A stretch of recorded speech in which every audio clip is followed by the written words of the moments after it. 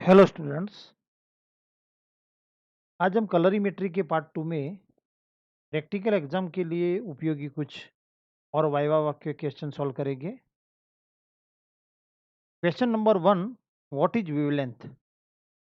The distance between any two successive peaks और ट्रग of waves is called wavelength. It is represented by lambda. यहाँ wave के दो क्रमिक peak या दो क्रमिक गर्त के बीच का जो डिस्टेंस है उसको वेवलेंथ कहते हैं और उसको लेमडा से रिप्रेजेंट किया जाता है। Question number 2, what is frequency? It is the number of wave passing through a point पर सेकंड। किसी भी एक पॉइंट से पर सेकंड में पास होने वाले वेव की संख्या को फ्रीक्वेंसी कहते हैं। It is symbol by nu, उसको न्यू से सिंबलाइज किया जाता है। Question number 3, what is wave number? It is the reciprocal of wavelength. Wavelength के रेसिप्रोकल को वेव नंबर कहते हैं, यानी कि वेव संख्या कहते हैं। उसको न्यू बार से रिप्रेजेंट किया जाता है, यानी कि wave number nu bar is equal to 1/वेव wavelength. Question number 4, what is absorbance? Absorbance is also known as optical density. Absorbance को ऑप्टिकल डेंसिटी ओडी भी कहते हैं। Absorbance is the quantity of light absorb by solution. Cuvette में solution fill up करके उस पे जब लाइट आपात की जाती है तो लाइट पास करने से सैंपल से सॉल्यूशन से जो लाइट एब्सॉर्ब होती है उस क्वांटिटी को एब्सॉर्बेंस कहते हैं। Question number 5, what is transmissions? Transmittance क्या है? Transmittance is the quantity of light that passes through a solution and comes out other side. Solution में से जब मोनोक्रोमेटिक लाइट को पास किया जाता है तो उसमें से कुछ लाइट एब्सॉर्ब होती है, जबकि कुछ लाइट सॉल्यूशन में से पास होकर दूसरी ओर से निकलती है। जो सॉल्यूशन से लाइट एब्सॉर्ब होती है उसको एब्सॉर्बेंस कहते हैं और सॉल्यूशन में से पास होकर दूसरी ओर निकलने वाली लाइट की क्वांटिटी को ट्रांसमिटेंस कहते हैं। Question number 6, what is the fundamental limitation of bears law? Bears law की फंडामेंटल लिमिटेशन क्या है? Bears law is valid only for the low concentration of analyte. अगर सॉल्यूशन में एनालाइट का कंसंट्रेशन लो है तो सिर्फ उसके लिए ही बियर्स लॉ वैलिड है, वरना उसमें बियर्स लॉ में वेरिएशन देखने को मिलता है। यानी कि कलरीमेट्री पर सिर्फ लो कंसंट्रेशन वाले एनालाइट का कंसंट्रेशन यानी कि क्वांटिटी तय करने के लिए यूज किया जाता है, जबकि हाई कंसंट्रेशन वाले सॉल्यूशन के लिए यहाँ बियर्स लॉ और कलरीमेट्री का यूज नहीं किया जा सकता। Question number 7, what is calibration curve? It is the plot of optical density और absorbance versus the concentration of analyte solution। Optical density यानी कि एब्सॉर्बेंस और एनालाइट के सॉल्यूशन का कॉन्सेंट्रेशन के वर्सेस जो ग्राफ है, यानी कि एब्सॉर्बेंस वर्सेस कॉन्सेंट्रेशन का ग्राफ, उसको कैलिब्रेशन कर्व कहते हैं। For solution obeying bears law this is straight line. अगर सॉल्यूशन बियर लॉ का पालन करता है, बियर लॉ को ओबे करता है, तो इस कैलिब्रेशन कर्व में हमें स्ट्रेट लाइन मिलती है। Question number 8, what are different volumes of solution taken in the flask? Sorry, why are different volumes of solution taken in the glass flask? यहाँ कलरीमेट्री में मेजरिंग फ्लास्क में different volume वाले solution के लिए जाते हैं। Different volume of solution taken to prepare standard solution of different concentration. Measuring flask में different concentration वाले स्टैंडर्ड सॉल्यूशन प्रिपेयर करने के लिए उसमें स्टॉक सॉल्यूशन में से डिफरेंट वॉल्यूम वाले सॉल्यूशन लिए जाते हैं और डिफरेंट कॉन्सेंट्रेशन वाले सॉल्यूशन प्रिपेयर किए जाते हैं, which are used to plot a calibration curve.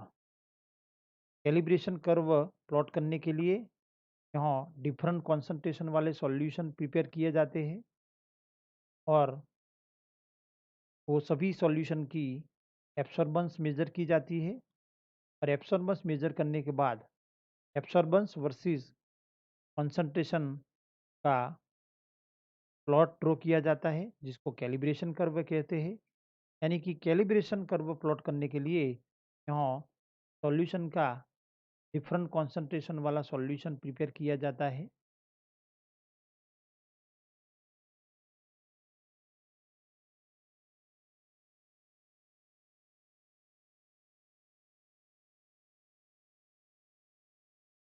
Question number 9, what is a blank solution?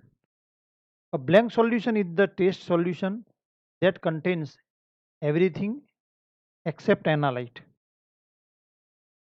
Blank solution यहाँ कलरीमेट्री में जो स्टैंडर्ड सॉल्यूशन बनाए हैं उसका एब्सॉर्बेंस मेज़र करने से पहले ब्लैंक सॉल्यूशन के जरिए हम एब्सॉर्बेंस 0 और ट्रांसमिशन 100% सेट करते हैं।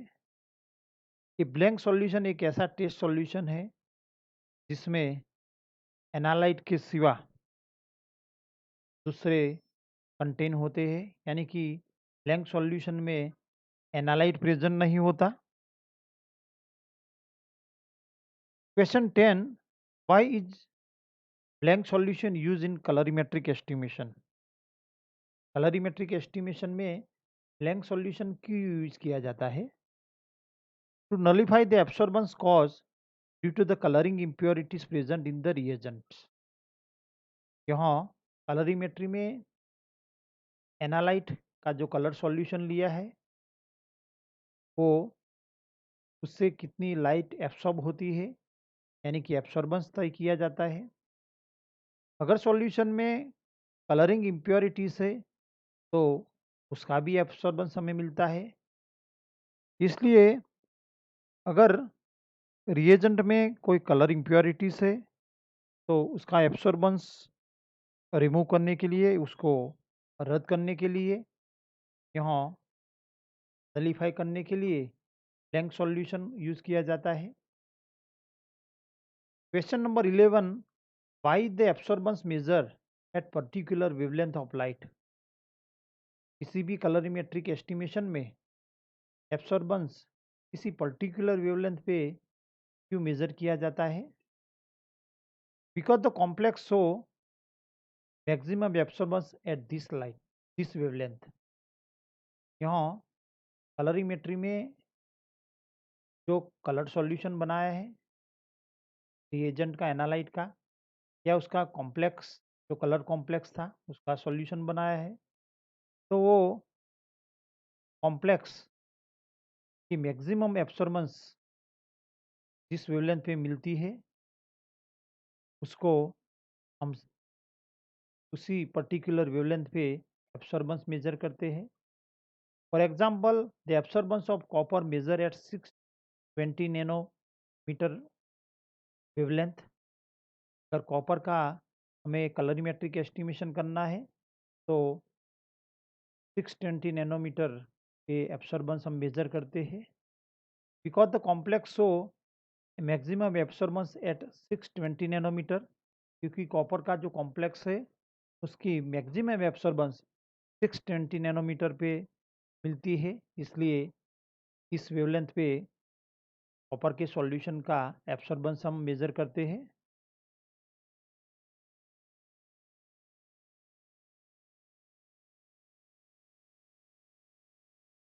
Question number 12, mention a few advantage of photoelectric कलरीमेट्रिक determination.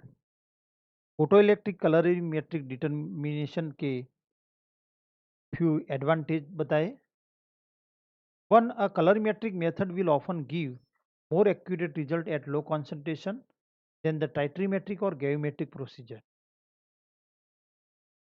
यहाँ लो कंसंट्रेशन वाले सॉल्यूशन की कंसंट्रेशन तय करने के लिए टाइट्रीमेट्रिक यानी कि वॉल्यूमेट्रिक या ग्रेविमेट्रिक प्रोसीजर की कंपैरिजन में कलरीमेट्रिक मेथड में जो रिजल्ट मिलते हैं वो एक्यूरेट रिजल्ट मिलते हैं, यानी कि टाइट्रीमेट्रिक या ग्रेविमेट्रिक की कंपैरिजन में लो कंसंट्रेशन वाले सॉल्यूशन की कंसंट्रेशन तय करने के लिए कलरीमेट्रिक मेथड प्रॉपर है और एक्यूरेट रिजल्ट मिलते हैं। Question sorry number 2, a colorimetric method may frequently be applied where no satisfactory gravimetric or titrimetric procedure exist। जहाँ ग्रेविमेट्रिक या टाइट्रीमेट्रिक प्रोसीजर उपलब्ध नहीं होती, वहाँ सेटिस्फैक्ट्री यानी कि संतोषकारक ये दोनों मेथड जिसके लिए उपलब्ध नहीं है, वहाँ कलरीमेट्री मेथड का यूज करके कंसंट्रेशन तय किया जाता है। Thank you for watching.